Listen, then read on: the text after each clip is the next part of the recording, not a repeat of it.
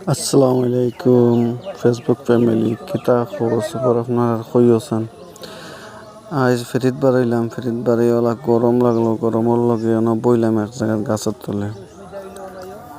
বাদে গেলাম একবার বাড়িয়া পরে দেখলাম আমার কাস্টমার দুই তিনজন আইছে মোবাইল লইয়া চুল লইয়া বাদে লইলাম মোবাইল আর চুল লইয়া রে বাদে জায়গা ওখান কিতা আছিল নি দেখিয়েছেন কই আছেন সে চিন চিনলে আমার একবার কমেন্ট করে কইও কোন জায়গাতে আইসি যাইতে যাইতে বাদে ও রাস্তা দিয়ে আবার ছুটিলাম রওনা করলাম